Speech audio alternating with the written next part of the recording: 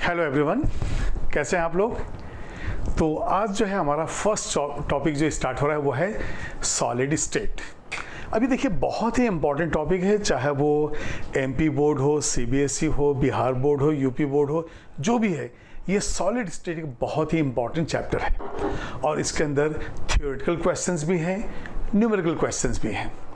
NEET के अंदर 1 से लेकर 2 क्वेश्चन तक जो है ये सॉलिड स्टेट पे आने का बिल्कुल कंपलसरी रहता है। तो सॉलिड स्टेट को जो है समझने के लिए जो है एक एक चीज़ों को देखेंगे। डीपीपीज आपको असाइनमेंट रेगुलरली मिलेगा, उसके बाद जो है फिर आपके टेस्ट भी होंगे। तो 15 डेज में एक बार टेस्ट होगा। जैसे ही क्लास ख़त्म होगा तो क्लास ख़त्म होने के बाद ये जो भी मैं बोर्ड पे लिखता हूँ वो सारा का सारा नोट्स जो है पीडीएफ फॉर्मेट में आपको मिल जाएगा और ये वीडियो तो अवेलेबल है ही। तो चलिए देखते हैं। हमारे अराउंड जो है ढेर सारी चीज़ें नज़र आ रही हैं। कुछ तो सॉलिड है और वाटर वहाँ पे है, लिक्विड है, अच्छा एयर खुद एक गैस है। तो हम देख रहे हैं कि matter which we see around us, तो ये कैसे होते हैं, सॉलिड भी होते हैं, लिक्विड भी होते हैं और गैसेस भी होते हैं। और हमारे सिलेबस में आपने देखा होगा कि लिक्विड एंड जो गैसेस हैं वो तो 11th के टॉपिक में था, सॉलिड स्टेट जो है 12th में है। तो सॉलिड स्टेट जो है अब मैं स्टार्ट कर रहा हूँ। इसके अंदर ढेर सारे कंटेंट है और हम बिल्कुल आराम से चलेंगे, कोई जल्दीबाजी नहीं है, वी हैव सफिशिएंट टाइम। ठीक है, तो चलिए अब हम स्टार्ट करते हैं। तो हमारा है types of solids and crystals इस पार्ट का। चलिए अब जो हमने सॉलिड लिया है तो देखते हैं हम घर में फेस पाउडर देखते हैं, साल्ट देखते हैं, इसके बाद जो है हम कोल देखते हैं। ऐसे बहुत सी चीज़ें हैं जो सॉलिड तो है, लेकिन सॉलिड को जब हम क्लासीफाई करते हैं तो हमें 2 तरह की चीज़ें मिलती हैं। एक होता है क्रिस्टलाइन और एक होता है अमॉर्फस। तो यहाँ पे देखिए आप, यहाँ पे हम ले रहे हैं टाइप सी, हम ले रहे हैं टाइप्स ऑफ सॉलिड्स। तो एक हमने कहा क्रिस्टलाइन और एक हमने नाम दिया अमॉर्फस। जनरली क्या होता है, हम सोचते हैं कि यदि कोई अमॉर्फस चीज़ है तो बिल्कुल पाउडर फॉर्म में है और क्रिस्टलाइन है तो रुखड़ाई, ऐसा हम सोचते हैं, वैसा होता नहीं है। क्रिस्टलाइन का मतलब होता है सॉलिड के किसी एक छोटे से भाग को भी आप लीजिए तो वैसे ही अरेंजमेंट नजर आएगा जैसे कि पूरे के पूरे सॉलिड के अंदर नजर आ रहा है। मतलब अरेंजमेंट का मतलब क्या हो गया, एटम्स, आयंस, मॉलिक्यूल्स कैसे जुड़े हुए हैं, बिल्कुल वही पैटर्न जो है पूरे सॉलिड के अंदर आता है। और यदि हम अमॉर्फस की बात करें तो हम देखते हैं कि अमॉर्फस के अंदर कोई पर्टिकुलर अरेंजमेंट नहीं होता है। यहाँ पे अलग अलग डिस्टेंस पे अलग अलग अरेंजमेंट होता है। इस चीज़ को समझने के लिए ऐसा कीजिए, आप अपने क्लासरूम को लीजिए। चलिए इसके अंदर, क्लास के अंदर जो है मान लीजिए 200 स्टूडेंट्स बैठे हुए हैं और पूरे के पूरे बेंचेस पे बैठे हुए हैं, एक जैसा अरेंजमेंट है, तो हम कहेंगे ये क्लास क्रिस्टलाइन है। अब कोरिलेट तो ऐसे ही करेंगे ना, तो हम कहेंगे ये क्लास जो है क्रिस्टलाइन है क्योंकि सबके अरेंजमेंट एक जैसे हैं। आप किसी बेंच पे जाइए, आप देखेंगे स्टूडेंट्स बैठे हुए, किसी बेंच पे जाइए स्टूडेंट्स बैठे हुए हैं, तो हमने कहा ये क्लास अब क्रिस्टलाइन है। इसका क्लास हो गया ओवर, घर जाने की तैयारी। तो आप देखेंगे कुछ लोग तो बैठे हुए हैं, कुछ लोग निकल रहे हैं, कुछ लोग भाग भी रहे हैं। अब क्लास के अंदर पूरा का पूरा अरेंजमेंट चेंज हो चुका है, एक जैसा arrangement through out the class नहीं है। कुछ बेंचेस पे स्टूडेंट्स बैठे हैं, कुछ पे खड़े हैं, कुछ पे जाने की तैयारी है। तो ये जो अलग अलग अरेंजमेंट आया, हम इसको कहेंगे हमारा क्लास हो गया अमॉर्फस। तो इसका मतलब यूनिट्स तो हैं, स्टूडेंट्स तो हैं, लेकिन उनके अरेंजमेंट के अनुसार हम बोलेंगे ये क्रिस्टलाइन है या ये जो है अमॉर्फस है। अब जैसे देखिए हम लेते हैं चारकोल, चाहे वो वुड चारकोल हो, चाहे शुगर चारकोल हो। अब चारकोल तो चारकोल है, वो तो पाउडर फॉर्म दिख रहा है, लेकिन ये अमॉर्फस है। कोल लीजिए, कोयला लीजिए आप, और कोयले से ग्लास पे मारिए फूट जाएगा, तो लगता है काफ़ी हार्ड है। तो इसका मतलब नहीं कि हार्ड है तो ये क्रिस्टलाइन हो गया, क्योंकि क्रिस्टलाइन और अमॉर्फस का ये हार्डनेस और सॉफ्टनेस से कोई रिलेशन नहीं है। क्रिस्टलाइन बताता है कि आप क्रिस्टल पे कहीं भी एक छोटा सा भी पार्ट लेंगे तो वही अरेंजमेंट मिलेगा जो एक बड़े से पार्ट में है। अमॉर्फस कहता है कि आप कुछ भी कर लो, आपको अरेंजमेंट बिल्कुल अलग अलग ही नजर आएगा। अब जैसे मान लीजिए हम किसी एग्जीबिशन में चल जाएं, किसी मेले में चले जाएं, तो वहाँ एक जैसा अरेंजमेंट नजर आएगा क्या? तो हम बोलेंगे कि वो मेले के अंदर कभी भी देखो तो अलग अलग अरेंजमेंट है, ये अमॉर्फस है। लेकिन जब क्लास चलता है तो ये क्रिस्टलाइन होता है, जब रिसेज हो जाता है, छुट्टी हो जाता है तो एमॉर्फस हो जाता है। इसका मतलब we are not going to define in terms of hard कौन सा है, सॉफ्ट कौन सा है, बल्कि हम डिफाइन करेंगे कि किसके अंदर एक जैसा अरेंजमेंट है और किसके जैसा अलग अलग अरेंजमेंट है। तो यहां पे क्रिस्टलाइन में हम लिखते हैं यहां पे the units are arranged in the uniform pattern, in the uniform pattern throughout the solid, throughout the solid। बिल्कुल अरेंजमेंट जो है, चाहे आप छोटा सा भाग लीजिए सॉलिड का, चाहे बड़ा सा भाग लीजिए, ये बिल्कुल एक जैसा होगा। अब एग्जाम्पल लेंगे हम लोग। तो यहाँ पे क्रिस्टलाइन के लिए हम एग्जाम्पल ले लेंगे। यहाँ पे क्रिस्टलाइन के लिए हम ले सकते हैं, ये हो गया हमारा एग्जाम्पल, डायमंड, ग्रेफाइट एसेट्रा, ये हमारे एग्जाम्पल हो गए। इसमें पूरे डायमंड में चाहे छोटा भाग हो बड़ा भाग हो, एक जैसा अरेंजमेंट। ग्रेफाइट हमारा राइटिंग पेंसिल जो है, एक जैसा अरेंजमेंट। अब वो अरेंजमेंट होता कैसा है नेक्स्ट हम देखेंगे। तो अब हम देखते हैं कि ये क्रिस्टलाइन फॉर्म के बाद हम जा रहे हैं एमॉर्फस पे। एमॉर्फस में क्या होता है कि यहाँ जो यूनिट्स हैं थ्रू आउट द सॉलिड जो है बिल्कुल अलग अलग होते हैं, मतलब अरेंजमेंट शॉर्ट रेंज एक जैसा है।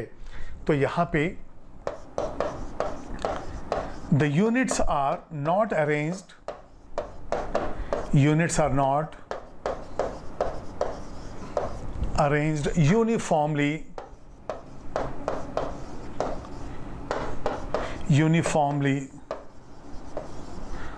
throughout the solid।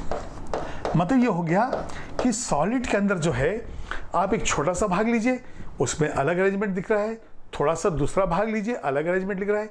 यदि पूरे में अरेंजमेंट अलग अलग है, एक जैसा नहीं है, तो ये क्रिस्टलाइन नहीं, ये कहलाएगा एमॉर्फस। और एमॉर्फस के लिए एग्जाम्पल हम देख लेते हैं। अब ये चलिए, ये हो गया एग्जाम्पल। एमॉर्फस में हम ले लेंगे कोल, चारकोल, ग्लास एसेट्रा।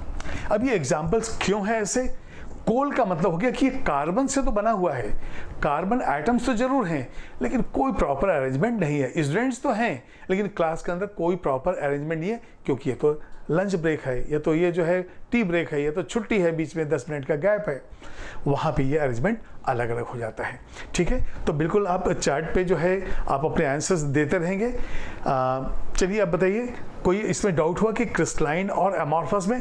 बिल्कुल चार्ट में हमें बिजी रहना है, जैसे कुछ समझ नहीं आया फट से चैट करना है, ताकि जो है ये सेशन इंटरेक्टिव होगा। तभी होगा ना, जब आप डाउट पूछते रहेंगे मैं उसको सॉल्व करते रहूँगा, नहीं तो फिर तो ये टेप रिकॉर्डर ऑन हो गया। चलिए तो ये बताइए, ये क्रिस्टलाइन और एमॉर्फस क्लियर है? यस श्रीनिवास आप बताइए। ओके भारती आप बताइए। सागर ठीक है आपका, ओके ठीक है, तो क्लियर है। तो अब ये देखिए, हमने क्रिस्टलाइन और एमॉर्फस को डिफाइन किया। अब नेक्स्ट जो है हम एग्जाम्पल लेते हैं स्ट्रक्चर ऑफ SiO2। ये जो सिलिकॉन डाइऑक्साइड है, ये क्रिस्टलाइन फॉर्म में भी है और एमॉर्फस फॉर्म में भी है। देखिए नीट के हिसाब से जो जो चीज़ें ज़रूरत है हम कोई भी नहीं छोड़ने वाले, और आपका तैयारी जो है बोर्ड के साथ साथ नीट की भी तैयारी होगी।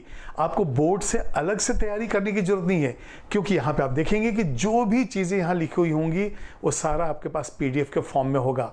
तो बोर्ड के भी सारे क्वेश्चंस करेंगे हम, नीट के भी क्वेश्चन करेंगे, इसलिए बिल्कुल टेंशन फ्री रहना है। ठीक है, तो चलिए अब देखते हैं हमारे पास स्ट्रक्चर ऑफ SiO2। SiO2 कहलाता है सिलिकॉन डाइऑक्साइड। ये इंटरेस्टिंग है, यहाँ का जो एग्जाम्पल है आपके P ब्लॉक में भी आने वाला है, यहाँ भी आने वाला है, तो उसको भी देख लेते हैं।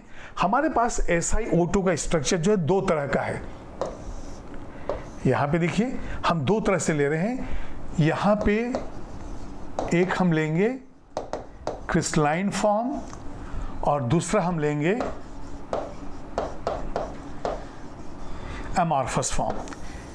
SiO2 क्रिस्टलाइन में भी है और एमॉर्फस में भी है। अब आपको जो है मैं कुछ नाम दूंगा, बिल्कुल आपको अटपटा लगेगा नाम, फर्स्ट टाइम आप नाम सुने होंगे, लेकिन आपको एक का आंसर देना पड़ेगा। और एक का आंसर कैसे देना है? अंदाज से जो भी है आंसर दे दीजिए। मेरे क्लास के अंदर आपको पूरी लिबर्टी है कि जितने भी आंसर रॉन्ग भी हो तो दीजिए, लेकिन आंसर देना है, पार्टिसिपेट हमें करना है, ताकि आपके दिमाग में जो है, जो आ रहे हैं उसको आप एक्सप्रेस कीजिए। मैं देखूंगा वो कितना सही है कितना गलत है। अब गलत है तभी तो मैं सही करूंगा ना। तो चलिए अब यहाँ पे मैं एक टेक्निक बताऊंगा, जिस टेक्निक से आप बता सकते हैं कि क्रिस्टलाइन कौन सा है, और एक लॉजिक ऐसा अप्लाई करेंगे, और एमॉर्फस कौन सा है।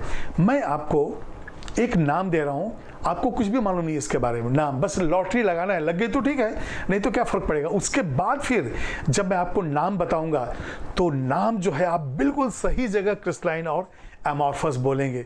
तो चलिए मैंने आपको एक नाम दिया ओनिक्स, मैं आपको दे रहा हूं एक नाम ओनिक्स। ये एक वो स्टोन है जो ज्वेलरी शॉप में जो रहता है, ये पर्पल कलर का, वायलेट कलर का एक स्टोन होता है, इसके अंदर भी SiO2 है। अब मुझे चाहिए कि ये ओनिक्स जो है ये क्रिस्टलाइन है या एमॉर्फस है।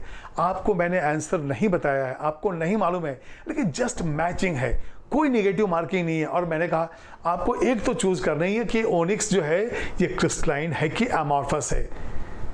लॉटरी लगी तो ठीक है, फिर मैं आपको बताऊंगा कि कैसे याद करें, और इसके बाद जो भी नाम बोलूंगा आप बिल्कुल सही आंसर देंगे, जबकि आप पहली बार उस नाम को भी सुनेंगे। तो चलिए मुझे बताइए कि ये ओनिक्स को आप कहाँ रखना चाहते हैं, क्रिस्टलाइन में या एमॉर्फस में? यस, ठीक है, तन्मय आपका आंसर आ चुका है, देखते हैं अभी। ओके ऋषिकेत, हाँ ठीक है, आपका भी आंसर दिख चुका है। भारती आपका भी आंसर बताइए। यस, चलिए फिर मैं आपको बताता हूं कि यहाँ पे क्या है। देखिए जब हम पार्टिसिपेट करेंगे ना, तब जो है एक से एक टेक्निक्स आपको मैं बताऊंगा कि कैसे याद करें। यदि आप पार्टिसिपेट नहीं करेंगे तो क्या होगा, मुझे सीधे आंसर देना पड़ेगा और फिर आपको रटना पड़ेगा। यहाँ रटना नहीं है, हमें चीज़ों को समझनी है। तो मेरा फिर से क्वेश्चन है कि ये ओनिक्स को आप क्रिस्टलाइन फॉर्म में डालना चाहते हैं या फिर इसको एमॉर्फस फॉर्म में? एमॉर्फस का मतलब हो गया एक जैसा अरेंजमेंट नहीं है, क्रिस्टलाइन का मतलब अरेंजमेंट है, और इसके बारे में मैंने आपको कुछ बताया नहीं है। जस्ट आपको लॉटरी लगानी है कि इसमें लगा दो या इसमें लगा दो, किसी में भी लगाइए। तो इसके बाद फिर जो है मैं आपको बताऊंगा कि कैसे जो है इसके आंसर देते हैं। यस, चलिए ठीक है, तो फिर मैं आंसर ही देता हूं। अब लॉजिक क्या मैं आपको बताऊं, जब आप आंसर देंगे उसके बाद ही लॉजिक बताया जा सकता है। तो चलिए मैं आपको आंसर दे देता हूं। यहाँ पे 3 क्रिस्टलाइन फॉर्म है। पहले हम क्वार्ट्ज ले लेते हैं।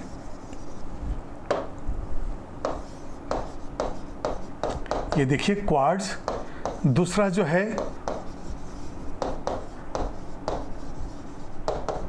क्रिस्टोबेलाइट, तीसरा है ट्राइडेमाइट। जब आप क्रिस्टलाइन कहते हैं, क्रिस्टलाइन, टी का उच्चारण जो है मुझे लग रहा है कि जिसमें ज्यादा दिख रहा है, क्रिस्टलाइन, और ये तीनों नाम में टी कहीं ना कहीं आपको दिखेगा कि ज्यादा स्ट्रेस है। क्वार्ट्ज टी पे आ गया, क्रिस्टोबेलाइट टी आ गया, ट्राइडेमाइट टी आ गया। तो जहां पे टी पे स्ट्रेस आ गया ये हो गया आपका क्रिस्टलाइन। और इसके बाद अब हमारे पास देखना है कि कौन कौन से एमॉर्फस है। एमॉर्फस में आपको देखना है कि यहाँ पे टी के ऊपर स्ट्रेस नहीं आएगा। तो यहाँ पे अब लेंगे, ये देखिए एक है अगेट। तो अगेट कहते हैं तो टी तो बिल्कुल साइलेंट ही रहता है ना, अगेट। तो अगेट हो गया। दूसरा जो है ये है जैस्पर, और तीसरा है ओनिक्स। जो मैंने आपको ओनिक्स दिया था ना, वो एमॉर्फस फॉर्म में है। मतलब ये हो गया कि ये जो SiO2 है ये क्रिस्टलाइन फॉर्म में भी होगा और एमॉर्फस।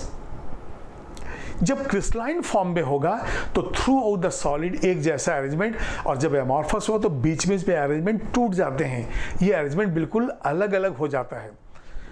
तो देखते हैं यहाँ पे, चलिए अब यहाँ पे देखिए स्ट्रक्चर ऑफ SiO2 है। तो ये जो है ये हो गया आपका क्वार्ट्ज, और ये जो क्वार्ट्ज है ये कैसा है, ये हो गया क्रिस्टलाइन। अभी आप देखेंगे कि यहाँ पे रेड कलर दिख रहा है और ये जो ऑक्सीजन जो है वो SI है और यहाँ पे O है। तो आप देखेंगे कि जो SI है, यदि मान लिया मैं इसको ले लूँ SI और इसको ले लूँ O, तो आप देखेंगे एक नेटवर्क है SiO का, और इस पैटर्न को देखने की कोशिश कीजिए, बिल्कुल एक जैसा पैटर्न है। अभी ये सब क्या है, क्यों है, वो बात की चीज़ है। अभी हमें मालूम है कि सब जब एक जैसा अरेंजमेंट है तो इसको हम कहते हैं क्वार्ट्ज। क्वार्ट्ज जो है uniform arrangement through out the solid. अभी एक काम करते हैं, इसको देखते हैं, बिल्कुल वैसे ही जैसे ये है, और ये तो इधर भी एक्सटेंडेड है, इधर भी एक्सटेंडेड है, सब जगह एक जैसा यूनिफॉर्म, तो इसलिए हो गया क्वार्ट्ज। अब इसके बाद नीचे वाले डायग्राम में देखिए, नीचे वाले डायग्राम में देखते हैं, इसको हम कहते हैं क्वार्ट्ज ग्लास। एक ग्लास जिसके अंदर SiO2 है। अब ये जो क्वार्ट्ज ग्लास है, आप देख रहे हैं ना, यहाँ पे अरेंजमेंट गायब है, यहाँ पे कुछ है ही नहीं, यहाँ पे कुछ है नहीं, और ये देखिए ये अरेंजमेंट में ढेर सारे एटम्स हैं, इसके अंदर कम एटम्स हैं। तो जब अलग अलग अरेंजमेंट हो गया तो ये कहलाएगा अमॉर्फस। तो क्वार्ट्ज ग्लास किसका एग्जाम्पल हो गया, ये हो गया अमॉर्फस का। ये बिल्कुल क्लियर है, क्वार्ट्ज के अंदर यूनिफॉर्म अरेंजमेंट और क्वार्ट्ज ग्लास जो है ये हो गया अमॉर्फस। तो इस तरह से अरेंजमेंट के बेस पे हमने क्रिस्टलाइन और अमॉर्फस को एग्जाम्पल दिया। अब ये देखिए, कोई ज़रूरी नहीं है कि क्रिस्टलाइन जो है वो हार्ड हो या अमॉर्फस सॉफ्ट हो। जब डायमंड और ग्रेफाइट की हम बात करते हैं तो डायमंड जो होता है वो हार्डेस्ट है, हार्ड है ये, और ग्रेफाइट है सॉफ्ट, लेकिन दोनों है क्रिस्टलाइन। अब जब हम अमॉर्फस की बात करते हैं तो अब देखते हैं चारकोल भी अमॉर्फस है, कोल भी अमॉर्फस है, लेकिन कोल जो है काफ़ी हार्ड है, ग्लास पे मार देंगे फूट जाएगा। तो आपने देखा ना कि यहाँ पे क्रिस्टलाइन और अमॉर्फस जो है हार्डनेस और सॉफ्टनेस से रिलेटेड नहीं है, बल्कि इनका रिलेशन किससे है, यूनिफॉर्म अरेंजमेंट क्वार्ट्ज, और अनइवन अरेंजमेंट ये हो जाएगा अमॉर्फस। अब क्या होता है कि जब हम प्रॉपर्टीज की बात करते हैं तो जब यूनिफॉर्म अरेंजमेंट हो, जहां हम क्रिस्टलाइन कहते हैं, और नॉन यूनिफॉर्म अरेंजमेंट हो, उसे हम अमॉर्फस कहते हैं। तो चलिए यहाँ पे हम देखते हैं कि एक जैसे यूनिफॉर्म अरेंजमेंट दिख रहा है, दिख रहा है ना ब्लू कलर के यूनिट्स। अब ये क्या है, जैसे SiO2 हो तो Si एंड O है, यदि मान लीजिए H2O हो तो हाइड्रोजन एंड O है, NaCl है तो Na और Cl है। मतलब जो कंपाउंड, चाहे वो आयनिक हो चाहे कोवेलेंट हो, जो भी है, यदि एक जैसा अरेंजमेंट नजर आ रहा है तो इसको हम कहेंगे क्रिस्टलाइन। तो मैं सबसे पहले यहाँ पे एग्जांपल देता हूँ, ये एग्जांपल है क्रिस्टलाइन का, या फिर मैं क्रिस्टलाइन यहाँ पे लिख देता हूँ। ये देखिए, ये हो गया क्रिस्टलाइन, ठीक है। इसके बाद अब हम देखेंगे जहां पे अलग अलग अरेंजमेंट है, ये देखिए आप, अलग अलग अरेंजमेंट है यहाँ पे, और ये हो जाएगा आपका अमॉर्फस। अमॉर्फस है तभी देखिए आप, कोई यूनिफॉर्म अरेंजमेंट नहीं है, ये जो पर्पल कलर है वो कहीं भी प्रेजेंट है, रेड कलर कहीं भी प्रेजेंट है, ये हो गया अमॉर्फस। अब मैं यहाँ पे जो दो प्रॉपर्टी डिस्कस करने वाला हूँ, आइसोट्रोपी एंड एनिसोट्रोपी। आप देखें आपके टेक्स्ट बुक में सेकंड पेज पे ये सारा चीज होगा। तो आइसोट्रोपी, आइसो का मतलब होता है सेम, आइसोट्रोपी का मतलब हो गया यदि किसी सॉलिड के किसी भी डायरेक्शन में जाएं और प्रॉपर्टीज में कोई चेंज ना आए, प्रॉपर्टीज में कोई चेंज ना आए, तब कहेंगे आइसोट्रोपी है। और यदि हम देख रहे हैं कि अलग अलग डायरेक्शन में प्रॉपर्टीज अलग अलग हो जाए तो फिर कहेंगे एनिसोट्रोपी। ये जो प्रॉपर्टी कैसा कहलाएगा, एनिसोट्रोपी। तो यहाँ पे हम देखते हैं कि अमॉर्फस के अंदर जो है, आप जैसे मान लीजिए इधर से गए तो देखिए अरेंजमेंट कैसा है, पर्पल को टच किया, यहाँ पे किया, रेड को टच किया, ठीक है। इसके बाद आप इधर पे आए तो अब क्या दिख रहा है, अब किसी भी डायरेक्शन में जाइए, आप जो है यहाँ पे ये डायरेक्शन अलग चेंज कर दीजिए या ऐसा चेंज कर दीजिए, तो कहीं भी आपको एक यूनिफॉर्म अरेंजमेंट नहीं नजर आ रहा है। जब यूनिफॉर्म अरेंजमेंट नहीं आ रहा है तभी तो ये अमॉर्फस है, तभी हम किसी भी डायरेक्शन में जाएंगे कोई अरेंजमेंट चेंज नहीं हो रहा है, सब जगह अलग अलग है, तो यहाँ पे एक जैसी प्रॉपर्टी होगी, इसको कहेंगे हम आइसोट्रोपी। तो यहाँ पे हम ले रहे हैं आइसोट्रोपी, तो यहाँ पे लिखेंगे properties are identical in all the direction. जैसे मान लिया हम रिफ्रैक्टिव इंडेक्स की बात करें, ऑप्टिक्स में आपने पढ़ा होगा ना रिफ्रैक्टिव इंडेक्स, तो रिफ्रैक्टिव इंडेक्स जो है वह एक जैसा मिल रहा है, तो यहाँ पे लिख देंगे properties are identical in all the directions। अब आपको मालूम है कि जब आपने अमॉर्फस लिया है तो कोई एक जैसा अरेंजमेंट है ही नहीं, आप कहीं भी चले जाइए आपको हर बार अलग अलग अरेंजमेंट मिलता है, इसलिए हमारे प्रॉपर्टीज पे कोई फर्क नहीं पड़ा। प्रॉपर्टीज का ये भी अलग अलग है, ये भी अलग अलग है, ये भी अलग अलग है, तो मेरा प्रॉपर्टी सब एक जैसा होगा, और इसलिए इसका नाम हो गया आइसोट्रोपी। अब यहाँ पे देखिए एक दूसरा प्रॉपर्टी आएगा, वो कहलाएगा एनिसोट्रोपी। ये देखिए एनिसोट्रोपी ही बता रहा है कि प्रॉपर्टीज जो है ये अलग अलग है, ये प्रॉपर्टीज अलग अलग है, लेकिन हमारा एग्जाम्पल किसका है? क्रिस्टलाइन का। अब आप देखिए इस क्रिस्टलाइन के अंदर आप देख रहे हैं कि यूनिफॉर्म अरेंजमेंट, जो ब्लू कलर के आपके जो यूनिट्स नजर आ रहे हैं, ये यूनिट्स क्या हैं? एटम, आयंस, मॉलिक्यूल, यही सब हैं। ये बिल्कुल एक जैसा अरेंजमेंट है। देखिए रेड भी एक यूनिफॉर्म पैटर्न में है, ब्लू भी एक यूनिफॉर्म पैटर्न में है।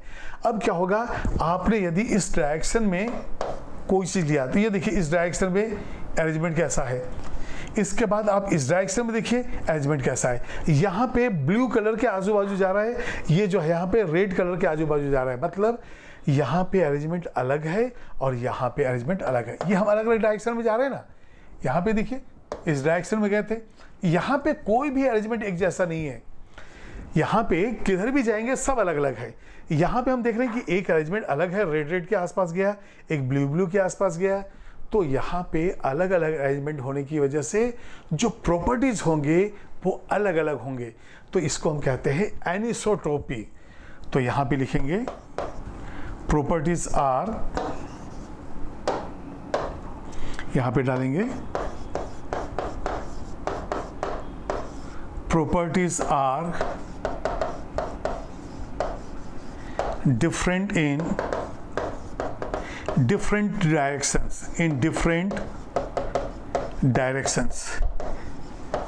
ठीक है। तो यहाँ पे क्या हो रहा है कि सारे डायरेक्शन में एक ही प्रॉपर्टी।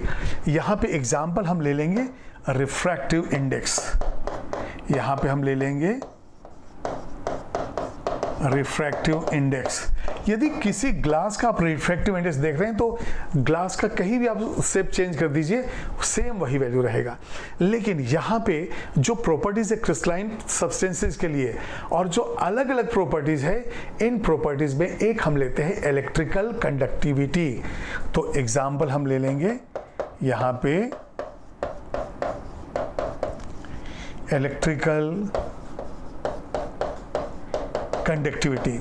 अब ये तो मैंने रिफ्रैक्टिव इंडेक्स आपको बता दिया, लेकिन जब हम इलेक्ट्रिकल कंडक्टिविटी की बात करते हैं तो ये इलेक्ट्रिकल कंडक्टिविटी अलग अलग डायरेक्शन में अलग अलग मैग्नीट्यूड का क्यों है वो हम देखते हैं। तभी तो हम कहेंगे एनिसोट्रोपी, मतलब अलग अलग डायरेक्शन में अलग अलग properties.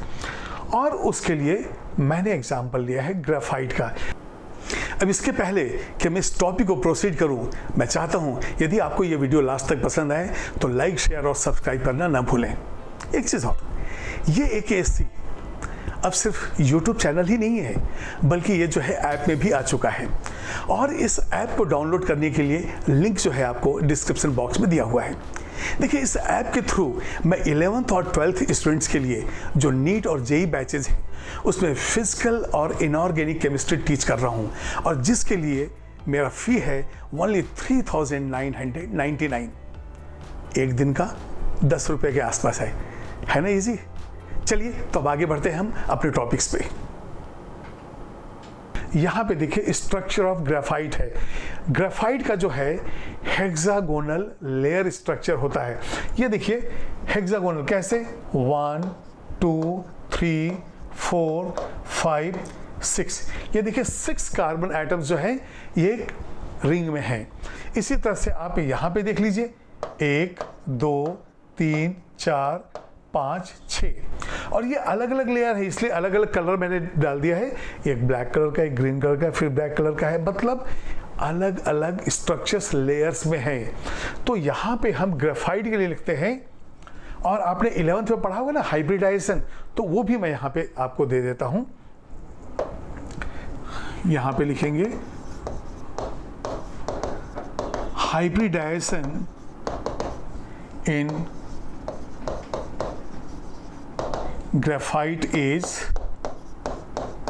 sp2।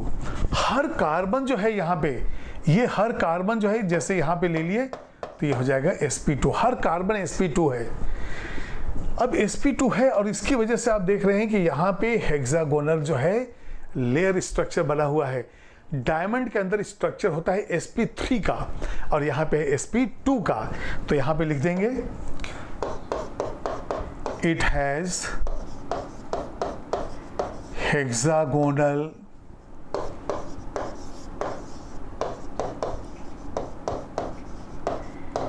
Layer structure. It has hexagonal layer structure. Hexagonal बना ना 6 मेंबर रिंग जैसा दिख रहा है, तो हेक्सागोनल है और ये लेयर है। तो ये देखिए एक लेयर यहाँ से है, दूसरा लेयर यहाँ से है, तीसरा लेयर यहाँ से है और इनके बीच जो है काफ़ी डिस्टेंस है। ठीक है, जो डिस्टेंस कार्बन कार्बन के बीच का है वो कम है, लेकिन लेयर के बीच का जो है डिस्टेंस ज़्यादा है। अब यहाँ पे हमें दिख रहा है कि it has hexagonal layer structure, ये तो समझ में आ गया, लेकिन ये एनिसोट्रॉपिक से हमारा कैसे एग्जाम्पल जुड़ा हुआ है, तो हम यहाँ पे देखेंगे, यहाँ पे लिखेंगे, ये देखिए ये सब अलग अलग पॉइंट्स हैं। Electrical conductivity of graphite. अब इस पॉइंट को तो मुझे डिस्कस करना है। यदि मैं इस लेयर के अलोंग इलेक्ट्रिकल कंडक्टिविटी देखूं तो कैसा होगा, और यदि मैं परपेंडिकुलर डायरेक्शन में जाऊं तो कैसा होगा, ये पॉइंट ही है हमारा डिस्कशन का। और फिर यहां से क्या कंक्लूजन निकलता वो देखेंगे। तो सबसे पहले देखिए, यदि हम अलोंग द प्लेन जाते हैं तो चलिए, ये क्वेश्चन भी लॉटरी जैसा ही है। आपका आंसर सही है गलत है कोई चिंता नहीं है, लेकिन आपको जो है जवाब देना है। जवाब ये, क्वेश्चन ये है कि इलेक्ट्रिकल कंडक्टिविटी किस में ज़्यादा है, लेयर में, हेक्सागोनल लेयर में या परपेंडिकुलर डायरेक्शन में। यदि आप कहते हैं लेयर में है तो आप लिखिए लेयर, और यदि perpendicular to the layer direction ज़्यादा है इलेक्ट्रिकल कंडक्टिविटी तो आप लिखिए परपेंडिकुलर। ऐसा लिख दीजिए तो मुझे समझ में आ जाएगा। तो चलिए मुझे बताइए कि इलेक्ट्रिकल कंडक्टिविटी, भाई देखिए graphite good conductor of electricity है, हम इलेक्ट्रोड्स में यूज करते हैं। तो क्वेश्चन ये है कि ग्राफाइट का कंडक्टिविटी ज़्यादा कब है। भाई यदि अलग अलग होगा तभी तो हम कहेंगे एनिसोट्रॉपी प्रॉपर्टी। एनिसोट्रॉपी में क्या होता है, प्रॉपर्टी क्रिस्टल्स के अलग अलग डायरेक्शन में अलग अलग है, और हमने वो प्रॉपर्टी लिया है यहाँ पे इलेक्ट्रिकल कंडक्टिविटी। और एक ले रहे हैं हम ऐसे, जिसको हम कहेंगे लेयर में, और ऐसे जा रहे हैं तो हम कहेंगे ये परपेंडिकुलर में है, प्लेन के परपेंडिकुलर में है। तो मेरा क्वेश्चन यही है कि कहाँ पे ज़्यादा जो है इलेक्ट्रिकल कंडक्टिविटी होगी, लेयर में या फिर परपेंडिकुलर डायरेक्शन में। चलिए रिप्लाई दीजिए। ओके, कुछ लोगों का है क्या, लेयर स्ट्रक्चर आपने लिखा है, ठीक है। तो यहाँ दूसरा आंसर भी आ रहे हैं, परपेंडिकुलर भी आ रहा है। तो कुछ लोगों ने कहा है लेयर स्ट्रक्चर, कुछ लोगों ने कहा है परपेंडिकुलर स्ट्रक्चर। कंफ्यूजन होता ही है। तो चलिए अब इस चीज़ को ऐसे समझते हैं, जैसे मान लिए कि ये छत पे कोई काम चल रहा है, किसी बिल्डिंग के छत पे काम चल रहा है, और यहाँ से उस सीमेंट के बोरी को या उस कंटेनर को ले जाना मुश्किल है यहाँ तक। तो हम क्या करते हैं, किसी को बीच पे खड़ा कर देते हैं, भाई एक एक करके वहाँ पर चले जाइए। तो उसी तरह से क्या है कि जैसे मान ली कि आप जिस बेंच पे बैठे हैं और बीच में दो बेंच नहीं है, उसके पीछे फिर बेंच है, और बेंच पे आप 2-3 स्टूडेंट्स बैठे हुए हैं। तो यदि आपको अपने मार्कर को यदि पास ऑन करना है तो आप क्या कर सकते हैं, आजू बाजू तो जल्दी देंगे, ये लो चला गया। लेकिन यदि पीछे 2 बेंच के पीछे जो है ये लेयर का बीच का गैप है, यदि वहाँ मुझे देना है वो मार्कर या फिर वो बॉल पेन, तो बहुत मुश्किल है, हमको थ्रो नहीं करना है। तब हम क्या करेंगे, किसी को बोलेंगे बीच में आ जाओ ना, ये बॉल पेन दे दो। तो यदि कोई बीच में आ गया तो वो इंटरमीडिएट हो गया, और जो हम ये मार्कर को या बॉल पेन को नहीं दे पा रहे थे, अब किसी थर्ड पर्सन की वजह से हम इसको दे पाएंगे। तो उसी तरह से क्या है कि आप देखेंगे कि हेक्सागोनल लेयर स्ट्रक्चर में इलेक्ट्रिकल कंडक्टिविटी ज़्यादा है। Electrical conductivity of graphite is more in layer structure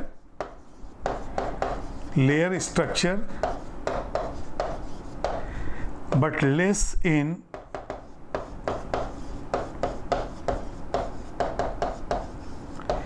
perpendicular direction।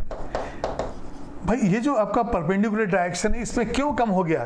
क्योंकि ये कार्बन ये देखिए, ये कार्बन इसके बीच का जो डिस्टेंस है ना, ये बिल्कुल कम है। लेकिन वही आप लेयर के बीच का डिस्टेंस देखते हैं तो ये लार्ज डिस्टेंस है। यहाँ पे ये लार्ज डिस्टेंस एक लेयर से दूसरे लेयर के बीच में हो गया। तो इलेक्ट्रॉन जब ट्रांसफर होगा, जब कार्बन, अब देखिए ग्रेफाइट में 4 में से 3 इलेक्ट्रॉन तो बॉन्डेड है और 1 इलेक्ट्रॉन फ्री है। वो जो फ्री इलेक्ट्रॉन है वो फ्रीली लेयर के अंदर मूव करेगा, लेकिन यहाँ पे वो मूव नहीं कर पाएगा। तब हम क्या करते हैं कि इस ग्रेफाइट को, तो सबसे पहले तो पॉइंट हो गया कि कहाँ पे ज़्यादा है, लेयर स्ट्रक्चर में ज़्यादा है, और परपेंडिकुलर डायरेक्शन में इलेक्ट्रिकल कंडक्टिविटी कम है। तो अब हमें परपेंडिकुलर डायरेक्शन में यदि कंडक्टिविटी बढ़ानी है तो हमें बीच में किसी को लाना पड़ेगा। भाई बीच में लो, यहाँ से लेके जाओ, वहाँ चले जाओ, ठीक है ना। तो अब हम देखेंगे यहाँ पे जो आपका लेयर स्ट्रक्चर है, तो यहाँ इलेक्ट्रिकल कंडक्टिविटी ज़्यादा हो गया। अब यदि मान ली हम ऐसा ले लें, ये देखिए इस तरह से जो है हम ले लेते हैं,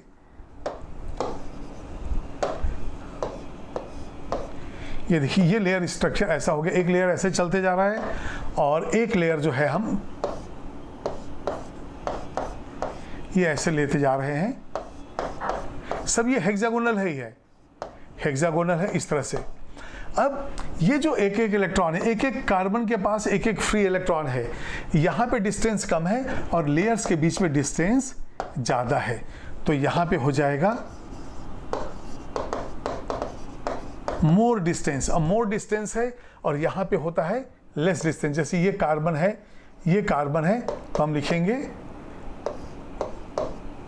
ये हो जाएगा लेस डिस्टेंस। अब लेस डिस्टेंस है तो इलेक्ट्रॉन इजीली फ्लो होगा, कंडक्टिविटी ज़्यादा होगा। तो परपेंडिकुलर डायरेक्शन में कम है, तो हम क्या करेंगे यहाँ पे, अब यहाँ से हम लेंगे कुछ एटम्स। ये देखिए हमने ये एटम ले लिया, ये एटम ले लिया, ये एटम ले लिया, ये एटम, और ये जो है ये सोडियम, पोटेशियम, मैग्नीशियम, कैल्शियम, आप कोई भी जो है ले सकते हैं। और हम क्या करेंगे, ग्रेफाइट को मिक्स करेंगे सोडियम, पोटेशियम, मैग्नीशियम इनके साथ, मतलब इसको हम ग्रेफाइट के साथ मिक्स करके इसको फ्यूज कर देंगे, मेल्ट कर देंगे। तो अब क्या होगा, ये जो सोडियम है ये बीच में आ गया, ये देखिए सोडियम बीच में आ गया। यदि सोडियम है तो आप पोटेशियम, मैग्नीशियम, कैल्शियम कुछ भी ले सकते हैं। मतलब एल्कली मेटल या एल्कलाइन अर्थ मेटल को हम ग्रेफाइट के साथ हीट करते हैं। तो यहाँ पे लिखेंगे एल्कली मेटल्स और एल्कलाइन अर्थ मेटल्स और alkaline earth metals are fused. मतलब हमने क्या किया, मेल्ट कर दिया है ना, तो ये फ्यूज्ड हो गया, आर फ्यूज्ड विथ ग्रेफाइट। अब ग्रेफाइट के साथ फ्यूज किया तो क्या हो गया, ये 2 लेयर के बीच में ट्रैप हो गया। तो these atoms are present between the layers. अब यहां पे लिखेंगे these atoms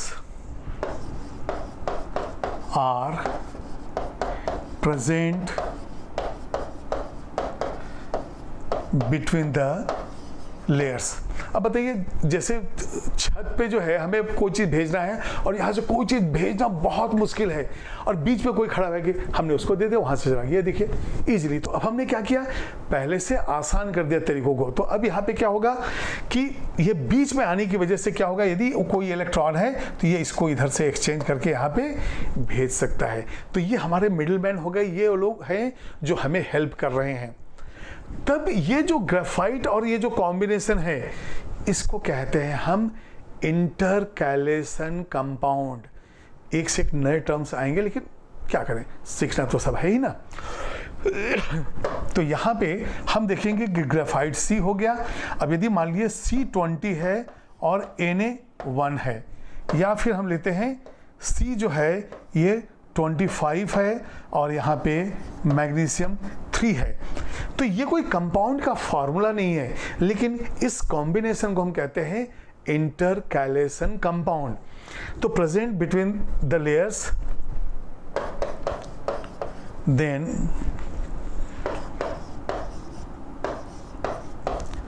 then formed C12Na, C25 Mg3 etc.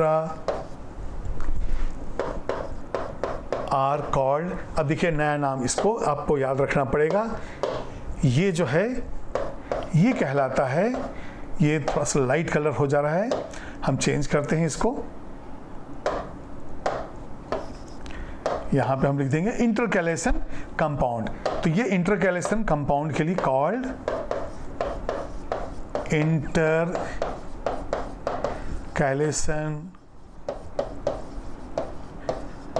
Compounds. चलिए मैं इस चीज़ को मैं फिर से बताता हूँ। ग्रेफाइट जो है उसका हेक्सागोनल लेयर स्ट्रक्चर है।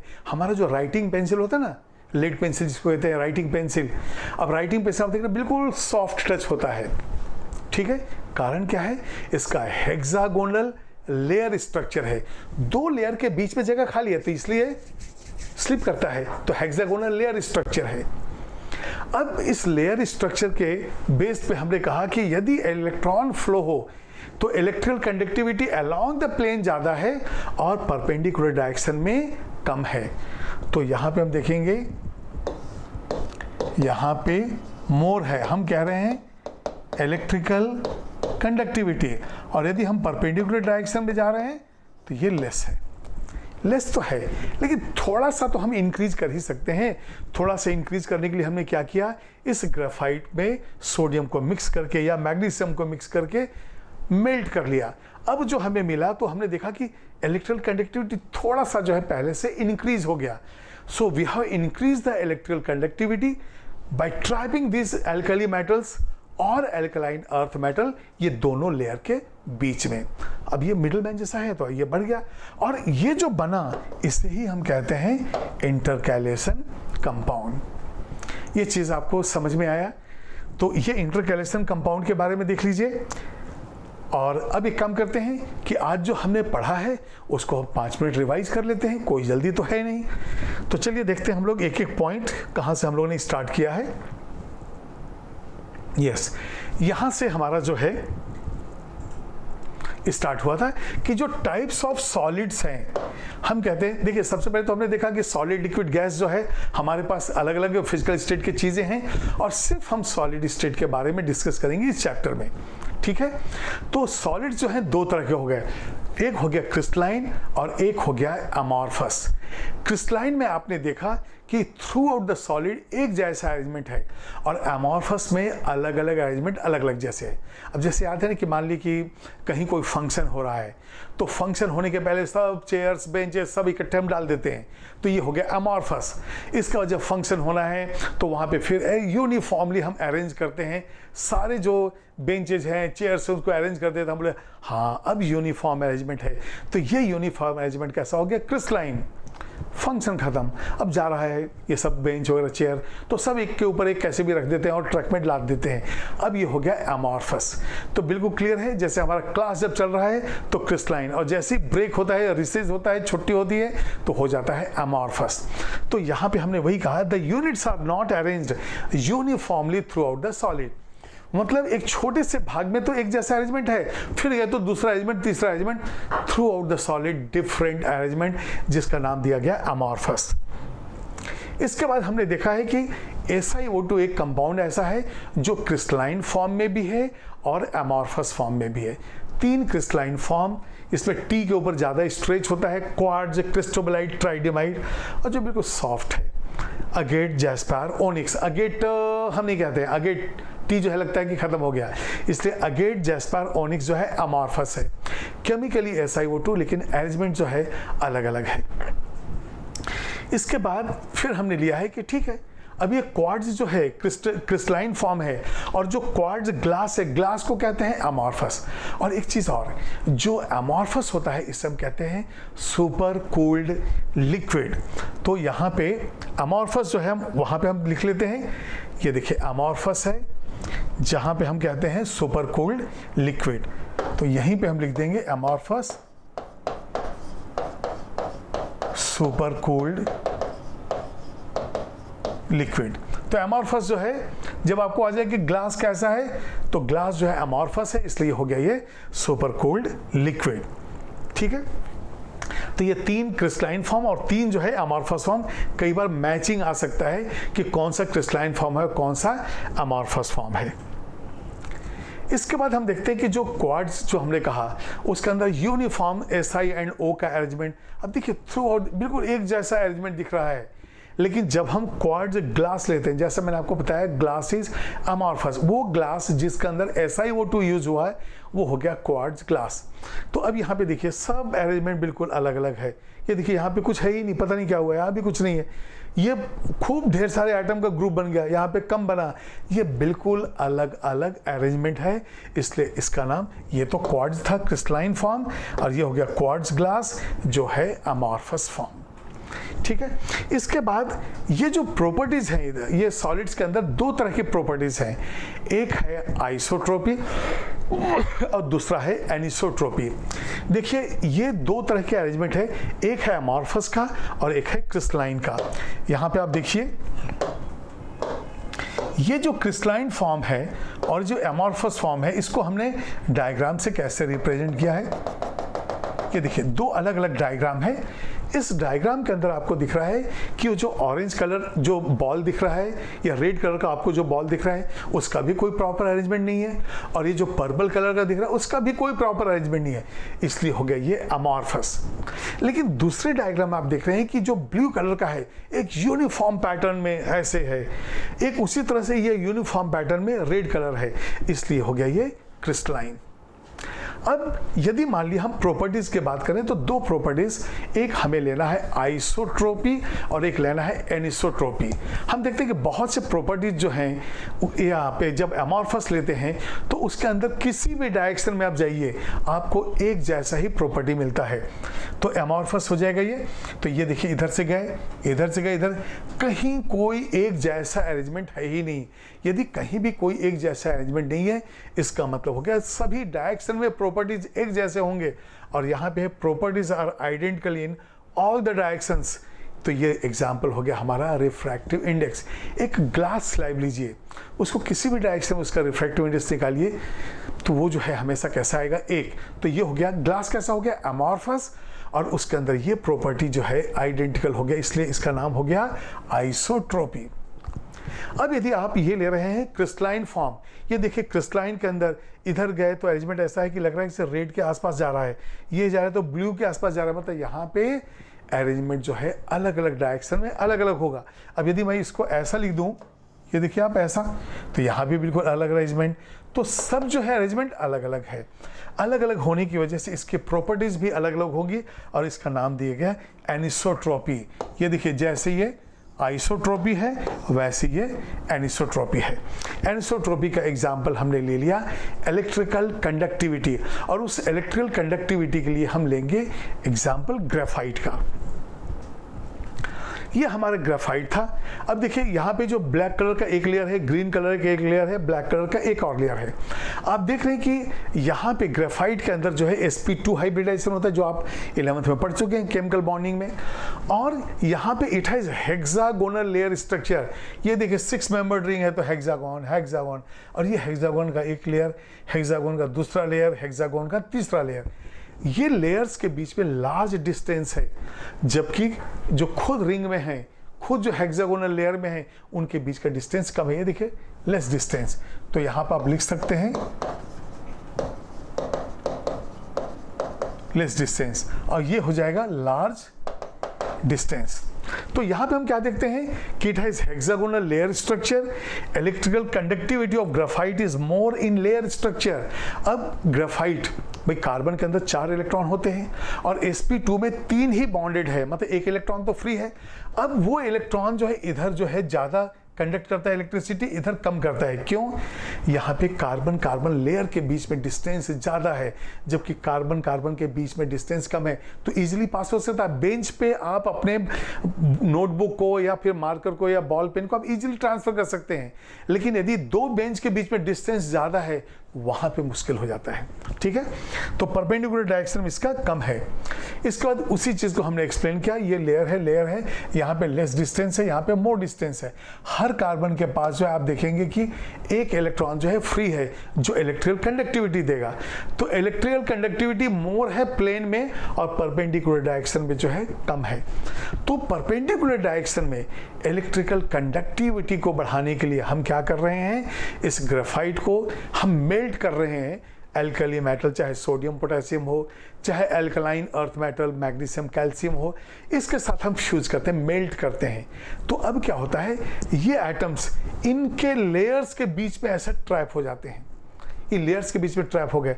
तो अब क्या हो गया, जो इलेक्ट्रॉन यहाँ से यहाँ आना मुश्किल था, अब ये एल्कली मेटल की वजह से इनके थ्रू आ जाएगा।